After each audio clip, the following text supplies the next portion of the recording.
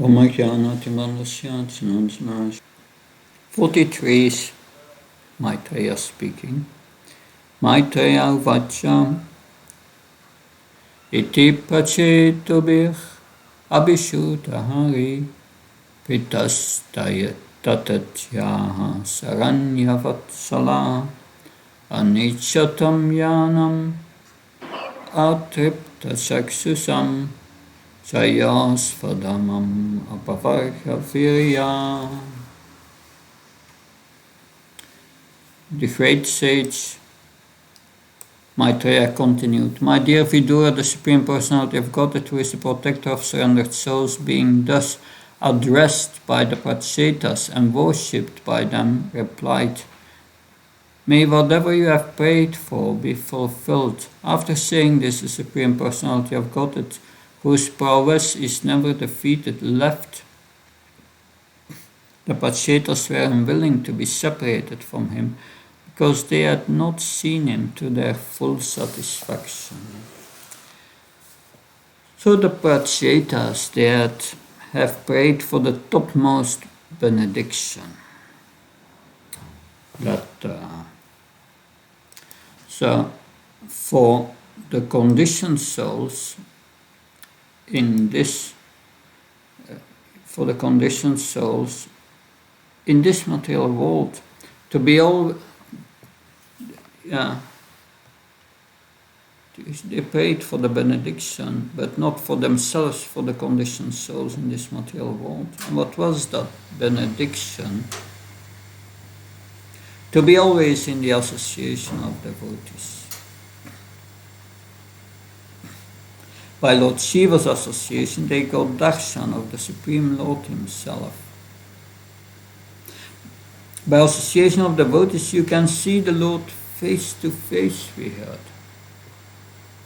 The Lord removes fear and anxiety, and we become satisfied. All our material hankerings are satisfied, and we become non-envious. By devotional service in association of devotees, we lose taste for the heavenly planets and Brahman. So if you are interested in going to the heavenly planets or merging into Brahman, don't associate with devotees. That result is over. Devotees want only to glorify the Lord in association of devotees. Wandering devotees like Narada Muni and Srila Prabhupada want others to chant the glories of the Lord in association of devotees and go back to Godhead. We are appreciating these qualities of devotees that at the end they desired only to please the Lord by their prayers and austerities. We offer our austerities or whatever we have done for your satisfaction. Although they were not satisfied with his darshan as they wanted to see more and more, the Lord left. There are other instances in which the Lord displays his opulence of renunciation, that the Rasadans, he left the gopis, who were his most surrendered souls. And Narada Muni in his previous life, the Lord said, you will not see me again in this lifetime. The Lord here displays his quality of renunciation.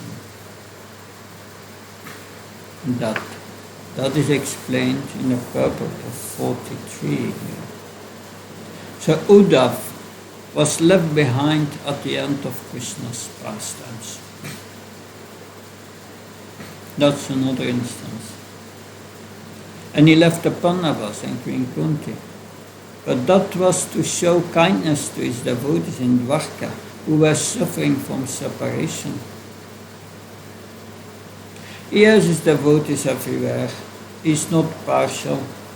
He left behind also the residents of Vrindavan. In the beginning of the purport of verse 43, Anapravarga Virya, one whose prowess does not deteriorate, This is also found in the last prayer of Queen Kunti. Srimad Bhagavatam 1.8.43. O Krishna, O friend of Arjuna, O chief amongst the descendants of Vishnu, you are the destroyer of those political parties which are disturbing elements on this earth. Your prowess never deteriorates. You are the proprietor of the transcendental abode, and you descend to relieve the distresses of the cows, the Brahmins, and the devotees. You possess all mystic powers, and you are the preceptor of the entire universe. You are the Almighty God, and I offer you my respectful obeisances. Srila Prabhupada gives a nice commentary on this verse, on a lecture on verse 1.8.43 He explains what the meaning is of Anapavarga Virya. When we surrender to Krishna, then actually all the power of Krishna is behind us. When you chant Hare Krishna, then this unlimited power of Krishna is behind you. One who is a son of a rich man has no want in this world. If we surrender to Krishna, then we do not have any problems. Lord Chaitanya took sannyas. This is described in Chaitanya Charitamrita, Madhya Lila, chapter 1, verse 95, purport. It gives a summary of what happened. Sri Chaitanya Mahaprabhu knew very well that his acceptance of sannyas was a thunderbolt for his mother and the devotees from Mayapur, and by the arrangements of Sri Advaitacharya, he met them for the last time after his acceptance of sannyas. His mother was overwhelmed with grief when she saw that he was clean shaven. There was no longer any beautiful hair on his head. Mother Sachi was pacified by all the devotees, and Lord Chaitanya Mahaprabhu asked her to cook for him, because he was hungry, not having taken anything for 3 days. His mother immediately agreed, and forgetting everything else, she cooked for Sri Chaitanya Mahaprabhu during all the days she was at the house of Sri Advaita Prabhu. Then after a few days, Sri Chaitanya Mahaprabhu requested his mother's permission to go to Jagannath Puri. At his mother's request, he made Jagannath Puri his headquarters after his acceptance of sannyas. Thus everything was adjusted, and with his mother's permission, Sri Chaitanya Mahaprabhu proceeded towards Jagannath Puri. There were devotees in Jagannath Puri waiting for him, such as Sarvabhauma Bhattacharya, Maharaj Patiparuda, Kashi Mishra. They were waiting to have the association of the Lord. Now we will go to verse 44.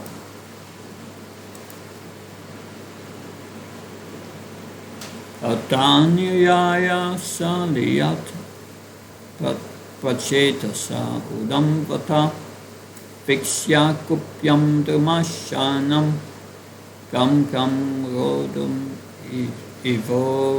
ivoshitai. Can someone read, please, the translation? Hare Krishna. Thereafter, all the Prachitas emerged from the waters of the sea. They then saw that all the trees on the land had grown very tall, as if to obstruct the path to the heavenly planets. These trees had covered the entire surface of the world. At this time, the Prachitas became very angry.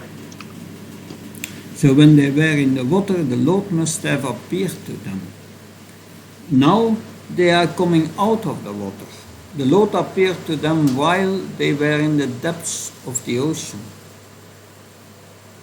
In the second paragraph of the purport, Srila Prabhupada makes a statement which contradicts the idea of many people. It's here. It is not a fact that jungles attract clouds and rain because we find rainfall over the sea. So this is an interesting comment. Then Srila Prabhupada speaks about how we should clear land and grow food and offer it to Krishna. Jagya, that is where rain comes from. Bhujan Prabhu said, there is on the one hand a bad result from King Prachinabhari leaving untimely because after he left, the trees just covered the earth. The Prachetas, because they were kings, they knew that this was improper. Because during the time of Prithu Maharaj, they were cultivating the land. The land was made for cultivation. So the Prachetas became angry at the trees because they wanted to clear the land for crops. What did they do? They were performing long austerities. From austerities you get power. The mind becomes firm and strong. Our austerity is to chant and follow the four regulative principles. In this verse 45, you will see them do something to get rid of the trees. Tatochni maruta rajan anam shankato rusa mayim nirfirudam kartum savachtaka ivatshaye. Somarit translation, please. My dear king, at the time of devastation, Lord Shiva emits fire and air from his mouth out of anger. To make the surface of the earth completely treeless, the Prachetas also emitted fire and air from their mouths. So they are disciples of Lord Shiva. Lord Shiva is responsible for the destruction, that's burning everything. So therefore it's not surprising they did this. That they are all following in the footsteps of Lord Shiva. All the time of devastation, Lord Shiva gets fire coming from his mouth. They are his disciples, so they will do as the Guru does. They must have got the powers of Lord Shiva. So a Padayatra leader warned that fasting on Ekadashi makes the devotees angry, and we know who knows what will happen. Managers may keep that in mind to feed the devotee nicely on Ekadashi. These devotees can avoid those who are fasting. Avoid those who are fasting. So the trees were beyond the limit. They covered the surface of the entire earth. Because of their austerities, they did it in this way.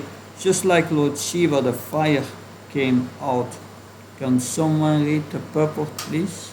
45. Hare Krishna.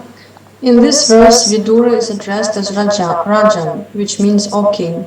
In this regard, Srila Vishwanath Chakravarti Thakura commands that the adherent never becomes angry because he is always situated in devotional service.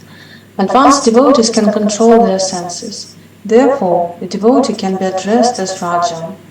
A king controls and rules in various ways among citizens. Similarly, one who can control his senses is the king of his senses. He is a Swami or Goswami. The Swamis and Goswamis are therefore sometimes addressed as Maharaja or king. Very good. So Lord Brahma will now come to the rescue of the trees. Vasmasat kriyamanam stam omam viksha pitamaha agata samayam masa putram parismato nayai. Someone can read the translation, please. After seeing that all the trees on the surface of the earth were being turned to ashes, Lord Brahma immediately came to the sons of King Bharisman and pacified them with words of logic. You can also read the purport. Whenever there is some uncommon occurrence on any planet, Lord Brahma, being in charge of the whole universe, immediately comes to control the situation. Lord Brahma also came when Hiranyakashipu underwent severe penances and austerities and made the whole universe tremble. A responsible man in any establishment is always alert to keep peace and harmony within the establishment. Similarly, Lord Brahma is also allowed to keep peace and harmony within this universe. He consequently pacified the sons of King Harishman with good logic. So first the trees went out of control, and then the Prasetas went out of control, and then Lord Brahma comes whenever there is a disturbance. So, what are other examples in Srimad Bhagavatam when Lord Brahma comes to keep peace? We had heard about Indra, right? Indra in Peter's horse sacrifice. That we had before. Are there other instances that you heard about? Remember?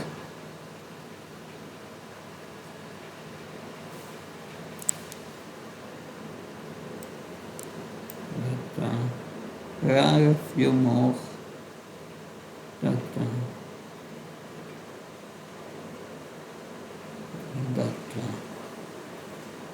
the beginning of the 10th canto, Bhumi is complaining to Brahma that I've overburned by all these demons who will try to exploit me, and Brahma goes to Svetatwip to get a solution from Kshirodakasaya Vishnu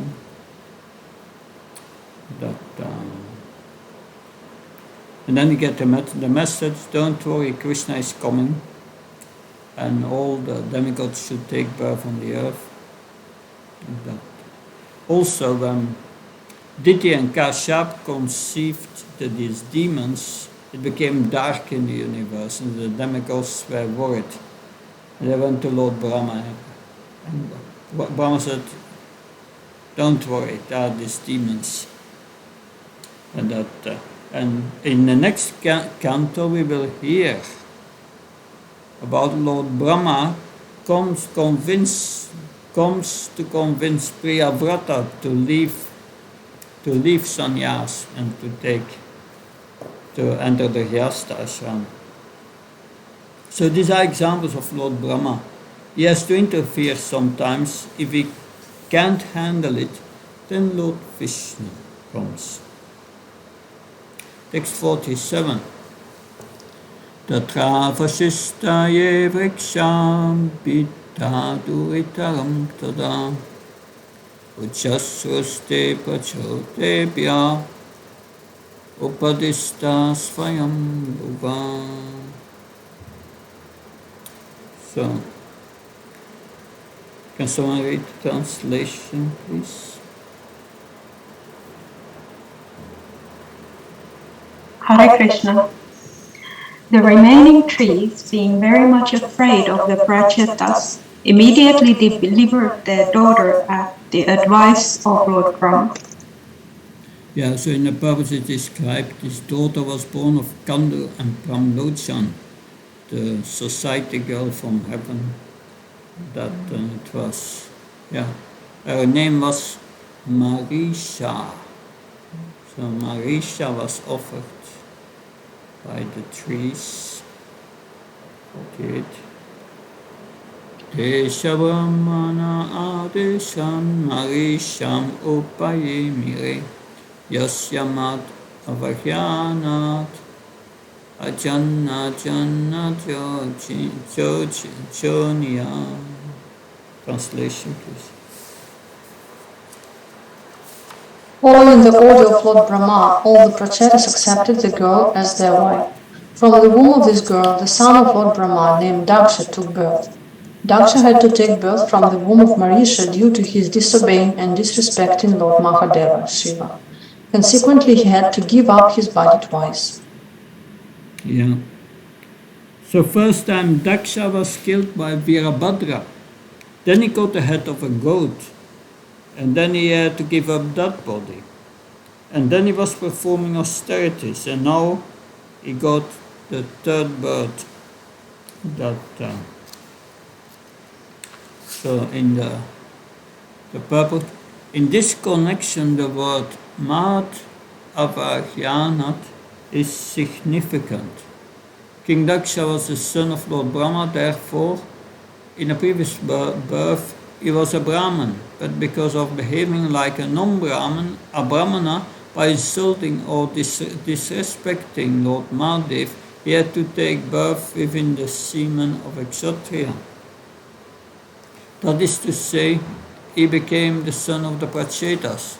Not only that, but because of his respecting Lord Shiva, he had to undergo the tribulation of taking birth from the womb of a woman, because before he took birth from Brahman. So he took birth the first time from the mind of Brahman. Now he had to take birth from the womb of a woman, which was a greater punishment. So in the purport, in the Daksha Yajna arena, he was once killed by Lord Shiva's servant Virabhadra. Because that was not sufficient, he again took birth from the womb of Marisha.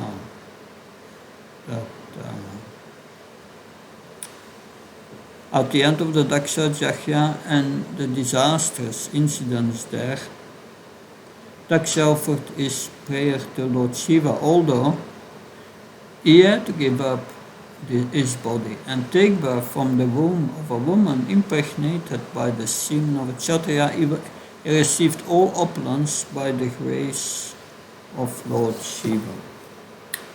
49. Shakshuse tvantare papte praksharye kala vitrute ya sasarya praja ista sadaksha deva shodita. Translation, please.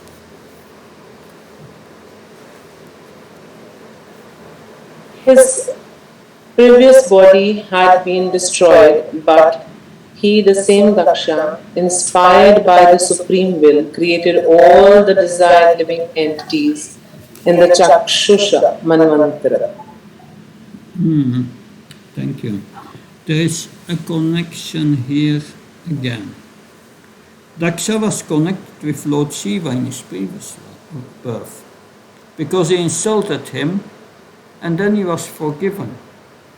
There is again a connection with Lord Shiva. By the mercy of Lord Shiva, his opulence was restored. And there is another connection. Daksha's followers from his previous life were followers of Lord Shiva. Their goal is Lord Shiva, so he is taking birth from the disciples of Lord Shiva.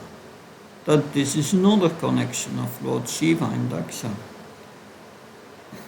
At the end of the purport, there we have the controversy of the Daksha Yajna took place in the Swayambhuva Manvantar period. As a result, Daksha was punished by Lord Shiva by virtue of his prayers to Lord Shiva. He became eligible to regain his former opulence. According to Vishwanath Chakravarti Thakur, Daksha underwent severe penances up to the 5th Manvantar. Thus at the beginning of the 6th Manvantar, known as Sakshusha Manvantar, Daksha regained his former opulence by the blessings of Lord Shiva. So he must have been doing penances in the body with a head of a goat. He really lost his opulences. Imagine his state of being when he gave up that body, he got a nice body again. In Srimad Bhagavatam 6.4.19, it is described how Prajapati Daksha created living beings. With his mind, Prajapati Daksha first created all kinds of demigods, demons, human beings, birds, beasts, aquatics, and so on. From Srimad Bhagavatam 6.4.20. But when Prajapati Daksha saw that he was not properly generating all kinds of living entities, he approached a mountain near the Vindhya mountain range, and there he executed very difficult austerities. Srimad Bhagavatam 6.4.21. There Prajapati Daksha executed ritualistic ceremonies and satisfied the Supreme Personality of Godhead Hari by engaging in great austerities to please him. Text 50-51. These are the last verses of this chapter.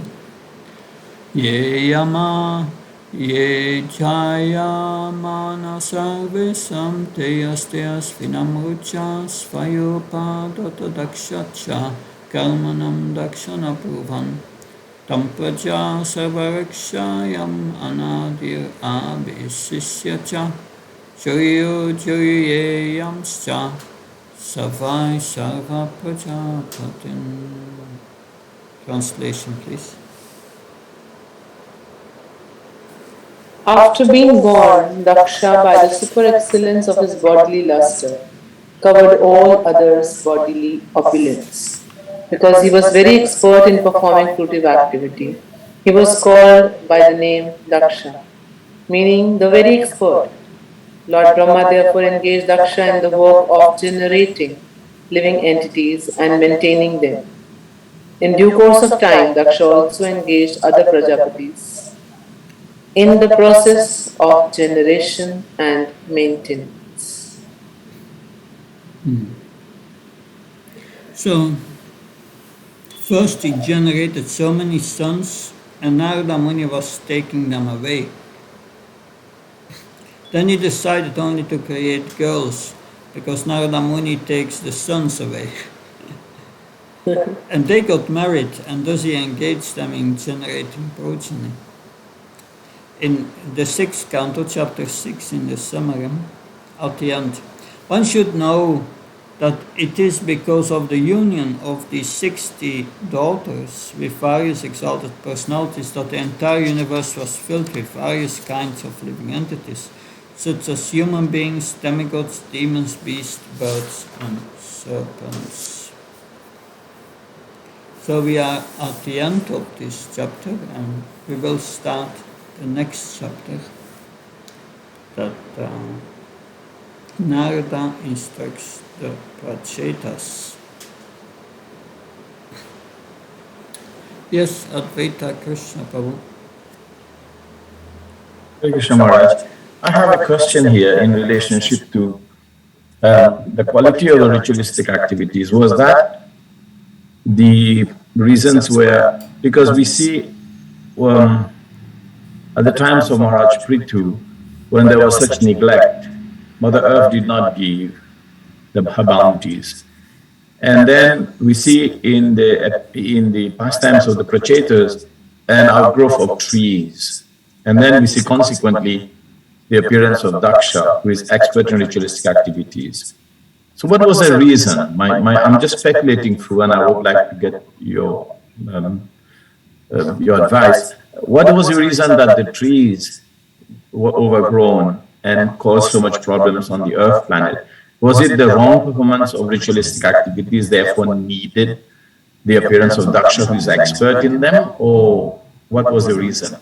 It is stated just like that, but... Yeah, the reason why the trees have overgrown the earth is, that's what I understand from the Bible, it's very simple. King Prachinabhari left untimely, and there was no ruler. And one of the duties of the Kshatriya is to make sure there is sufficient land for cultivation, for grains, and protection of the cows.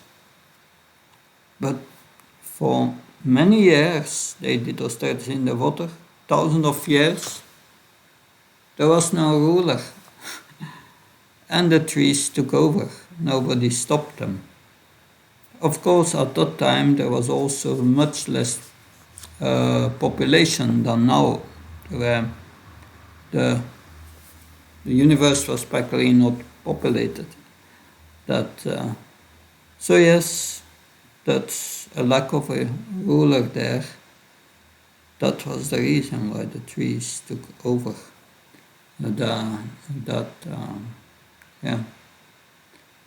But of course, these Prachetas, being Kshatriyas, they have it in their blood. They became angry to see that neglect of that principle. Of course, that neglect was there by their father, who left untimely. That because of the words of Narada Muni. Anyway, it's part of the pastime. That's the main reason, I think.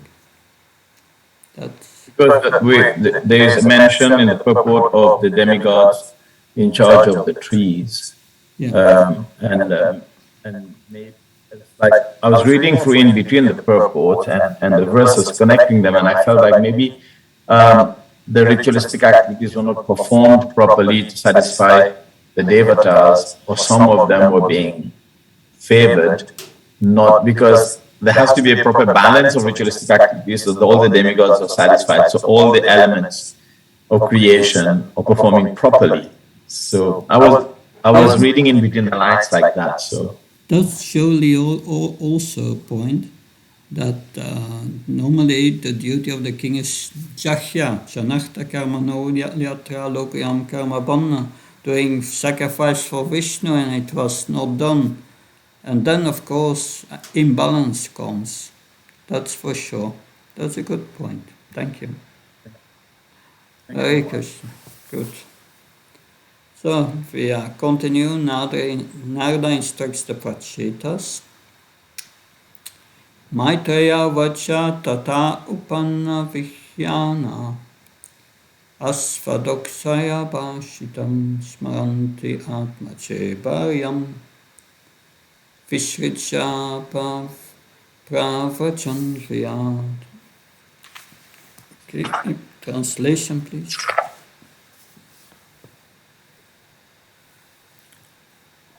The great saint Maitreya continued. After that, the Prachetas lived at home for thousands of years and developed perfect knowledge in spiritual consciousness. At last, they remembered the blessings of the Supreme Personality of Godhead and left home, putting their wife in charge of a perfect son. Hare Krishna. Interesting. This is one verse covering millions of celestial years. That the whole reign of the Prachetas in one verse, their whole life.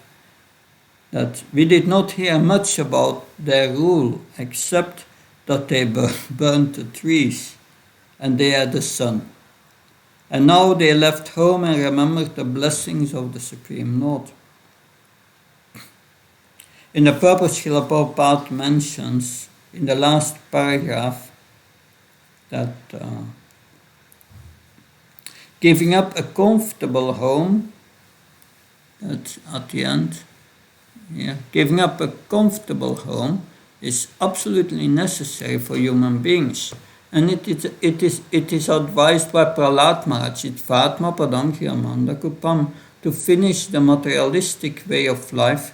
One should leave a so-called comfortable home life, which is simply a means for killing the soul, Atma Padam. The home is considered to be a dark well covered by grass, and if one falls within this well, he simply dies without anyone's caring. One should therefore not be too much attached to family life, for it will spoil one's development of Krishna consciousness. So if we see stories in Srimad Bhagavatam, all these kings leave. At the end, Yudhishthira, the Pandavas, they leave and so on. So all the great kings are leaving home. Dhritarashtra was not going to leave home, but Vidura forced him. That Hyamanda Kupam means the dark deep well. In London in 1969, in John Lennon's house, there was a well covered by grass, and he was pointing out that, well, if you don't know, you can fall down, and it's very deep, and no one hears your cries. That happens to somewhere in Uttar Pradesh. He fell in the well, and no one heard him, and he died. This is compared to the materialistic way of life. All the kings, they left at the end. In Srimad Bhagavatam 3, 24, 21, we heard Kadamba Muni left, although his son was the Supreme Lord. Going to the forest means 100% taking shelter of the Supreme Lord. In the 5th canto, Srila Prabhupada explains what it means for us. What does going to the forest mean now? Going to the forest means going to Vrindavan. There is no benefit of going from one forest to another. One must go to the Vrindavan forest and take shelter of Govinda. That will make one happy. The International Society for Krishna Consciousness is therefore constructing a Krishna Balaram temple to invite its members, as well as outsiders, to come and live in a spiritual atmosphere, and that will help to become elevated to the spiritual world, to live peacefully and go back to Godhead. So this is one of the purposes of ISKCON Vrindavan. They want everyone to come and stay peacefully and go back to Godhead. It's very busy in Vrindavan, I heard these days.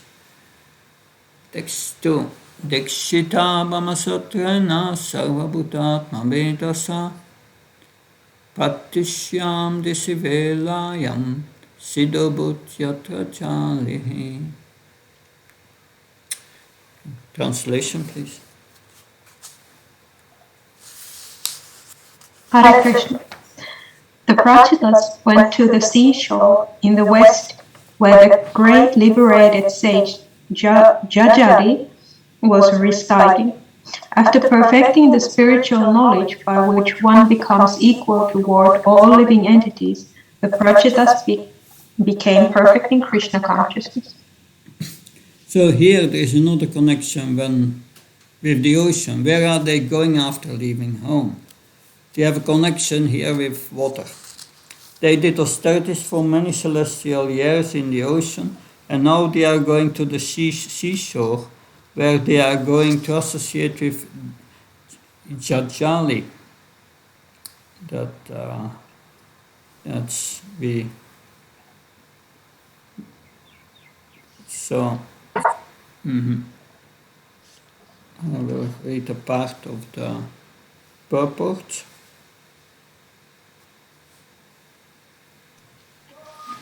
Moment.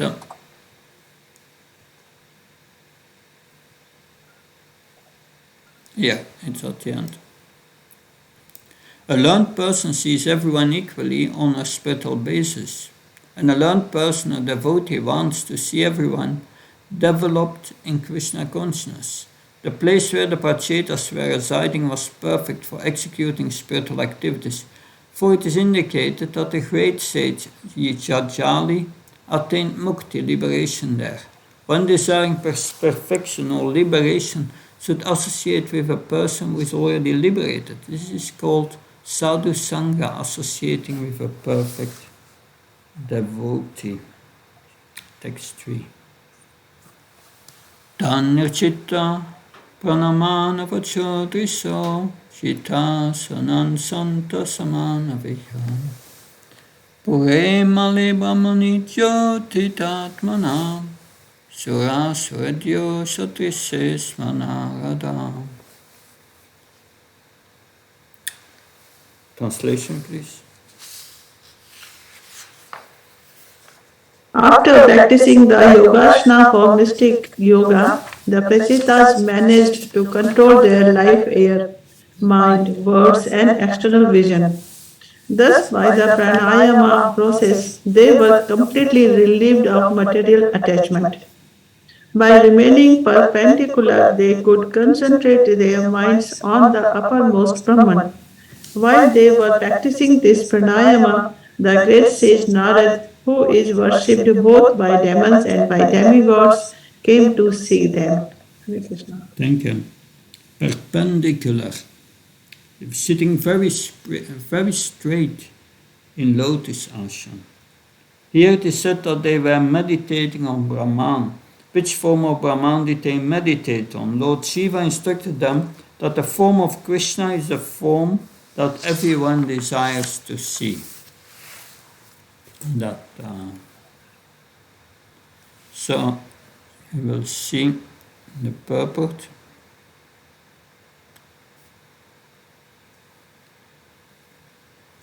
So, in his prayers, Lord Shiva concentrated upon the personal feature of Parabrahman, described in personal terms as Nishta Prerit Ganasyamam 4:24-45.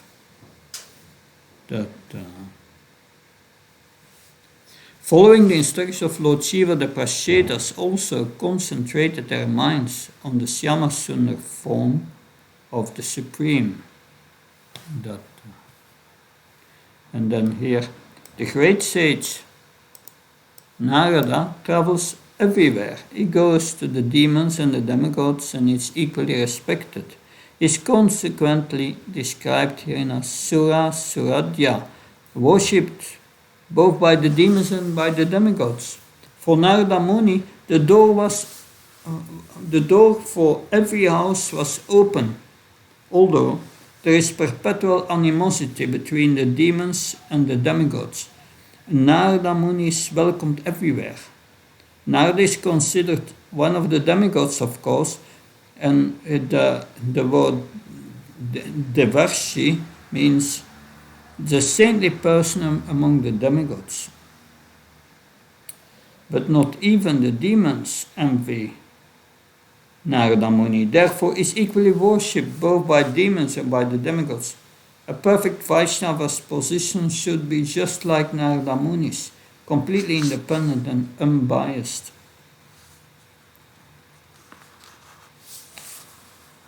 So what are some examples of Narada Muni being independent and unbiased that someone knows?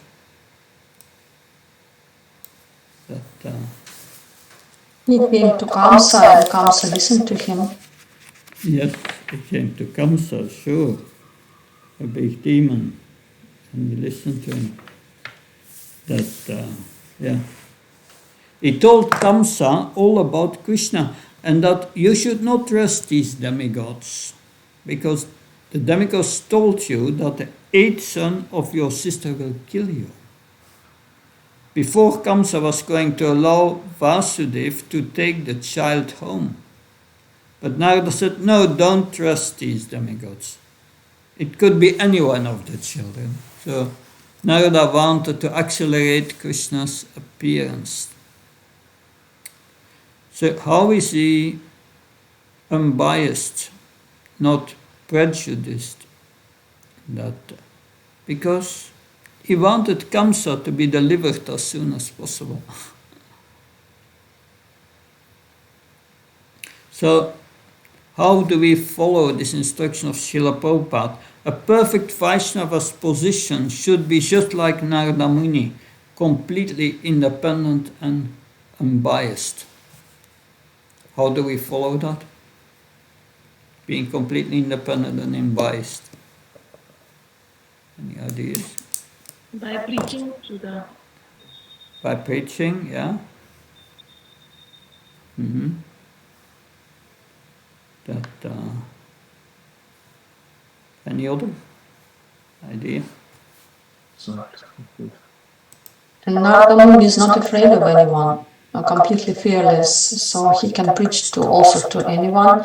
If this is a great authority, a great king, or something poor, or some person or a hunter, doesn't matter for him. The thing is, how can we do the same? And that one point here is we should not take sides. That's the quality of a Vaishnava. A Vaishnava is not considered about money, but is concerned about the benefit for the people. He's preaching to them, we heard before. A Vaishnava does not consider someone's enemy, but he thinks that this person came to teach me something interesting. Haridas Thakur was praying for his tormentors, and when they asked him, "Could you please die?" then he was trying to help the people who were making him suffering. Lord Chaitanya was taking all the beating, and he was in ecstasy chanting Hare Krishna. On a higher level, they are not taking sides, because unbiased means you don't see that this person is different from that person, not prejudiced. So Lord Krishna says in Bhagavad Gita, don't preach to those who are envious. But Srila Prabhupada says the devotee is more merciful than the Lord himself. Why is he more merciful? Because he knows the purpose of the Lord. Interesting. So Lord Krishna was very strict that Yesham Tvandhyatam Papam Jnanam Punya Karmanam Detan Tvama Nirmuktam Jantimam Ditavata. So if you want to be fixed in devotional service, you must have acted piously in previous life and eradicated sinful activities. But then Lord Chaitanya and Lord Nityananda came and they threw everything out. Prabhupada also. Who were the candidates that Srila Prabhupada was going to preach to in the West? If you look in the world today, where will you find qualified candidates? Yeah. Narayani spoke on Srila Prabhupada here. There was a child at Jew temple who stole a papaya from a papaya tree. The devotees brought the thief in front of Srila Prabhupada. This boy stole a papaya from our trees. Srila Prabhupada to the boy, he asked, "You stole the papaya? What will you do with the papaya?" The boy said, "I will eat it." And then Srila Prabhupada asked the devotees, "What would you do with the papaya?" And the devotees said, "We will eat it." Srila Prabhupada said, "Then what is the difference between you and him? Eat it all the same." Then he told the boy, "Take as much as you want." So Srila Prabhupada was very merciful, very unbiased. So then the parents became very impressed by that. Srila Prabhupada could preach just by his behavior. Srila Prabhupada was so independent from the scientists, from everyone in this world. And he was unafraid, he was courageous. So we will stop here today and continue tomorrow.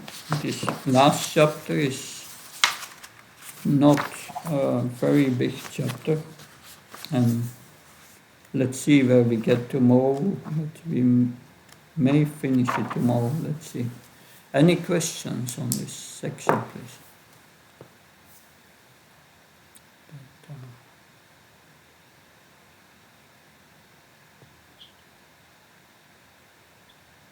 Good. If no questions, something comes up, please. Yes, maybe it's not exactly about this chapter. Can we call Narada Muni an Avadhuta? Avadhuta. That is a good question. That in Bhagavad Gita says, my devotee does not depend on ordinary circumstances. But in some sense is because that is a principle, and that is confirmed by the scripture, that the Lord Krishna, that's also in Harinam Chintamani, in other scriptures. Then in Madhura Kandambini, Srila Vishwanath Chakravarti Thakur analyzes the causes of bhakti. And the conclusion is that the Lord delegates the power to give bhakti to his pure devotees. So Narada Muni has that power, and Krishna must fulfill so that in that sense is independent from Krishna. He can give the power by his own will. That's one way. Of course, Avadhuta is usually used in another sense. An Avadhuta is one who does not is above all the rules and regulations of this world, and does not follow any rules and regulations. Narada Muni follows rules and regulations. He chants Hare Krishna mantra, he preaches that, but he's independent. That's what I could say. Advaita Krishna. Krishna Maharaj, is quite a funny anecdote you said about Srila Prabhupada asking the boy, what would you do with the fire? Yeah. It just reminded me of something, that if you're growing up in a village, and I grew up in a village. The first 12 years of my life, we had no running water and no electricity, and we were roaming around the village, and it didn't matter which sugar cane or which mango or which papaya or which guava we picked where, and it was just like free for all in a way. So it's like reminded me that actually in Vedic system, fruits, the bounty of nature, people would just use, because in a village you're living very simply. And I think Srila Prabhupada, was he exhibiting that, okay, it's coming from the tree, so if you want to eat as much as you want, eat it. I think that was very interesting anecdote. Yeah. It is said it's very difficult to understand the actions of a pure devotee, but yes, it shows his equality to everyone. Very nice. Because nowadays it's like everything has someone's name on it. You will follow what I'm saying. It's like everything belongs to someone, but it wasn't quite like that. Yeah. Of course, you have been born on this paradise island. I don't know, it's still a paradise island today, but it's nice, all the fruits there. That's nice. Thank you for sharing that. Mother Leela Madhuri, please. Hare Krishna, it's Hare Krishna. Maharaj, I would like to hear more about Vanaprastha, especially for ladies. Though there are some terms and conditions which are common, but this is my understanding is that it is different for individual person, because each individual is living in a different situation. So could you please add some more points, especially for a lady who would like to enter into Vanaprastha? So what could she do? Vanaprastha means that one dedicates practically all his time in the service of Krishna. And best is to serve in a holy place, in a holy dham. Therefore, Srila Prabhupada has built a guest house in Vrindavan for these vanaprasthis, that they could live there and serve in Vrindavan, in the temple or with the mission. Is dedicating more time on the mission. But like you said, circumstances are different. You can do that in different ways. You can also open your home for programs and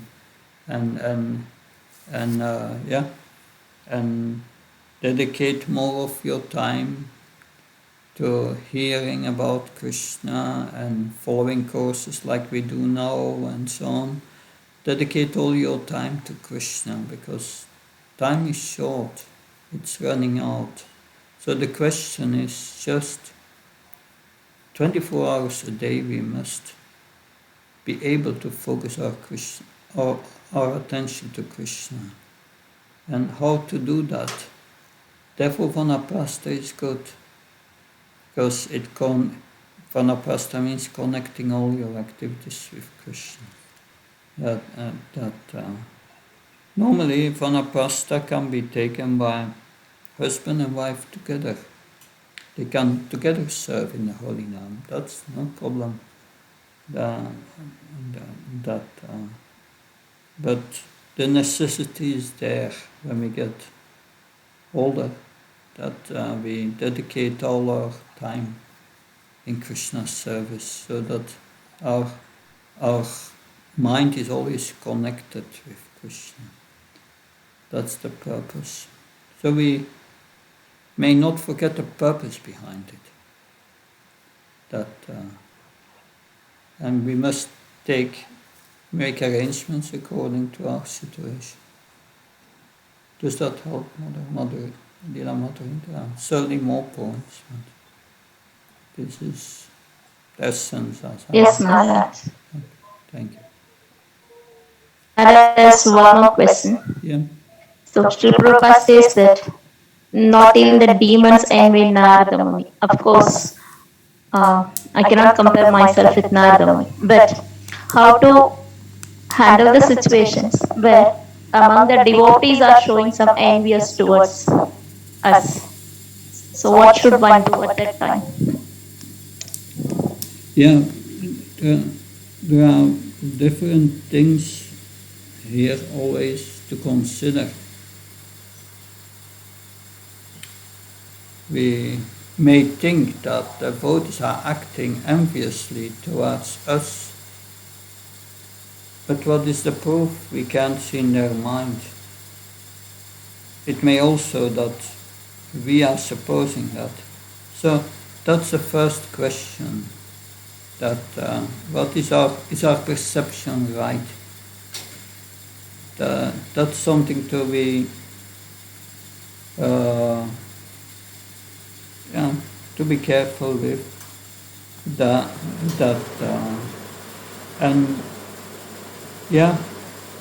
If they are acting out of envy, means they are not very much advanced.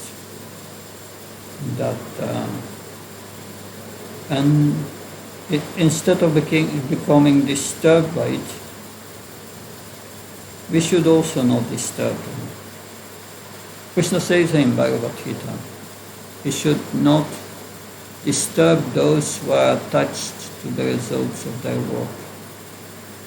And that's envy. But we should give the example. So we should tolerate and we should give the example. And preaching to them may sometimes have the adverse effect. But we can give the example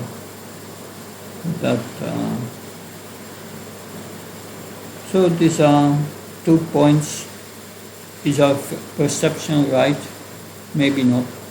Be careful. The second point is that tolerate. Third point is to give the example that, and by that they may be corrected in the future if Krishna willing. But sometimes it's very subtle that and we may see that we ourselves are not 100% free from envy.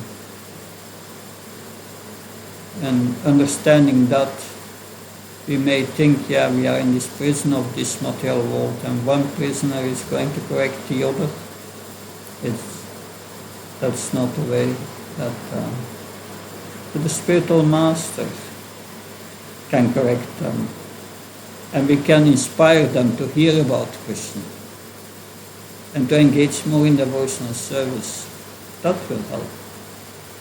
That will help to purify their heart.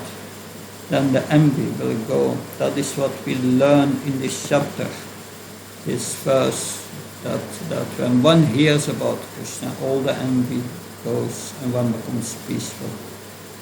So that is what we can do, inspire them, without addressing the issue.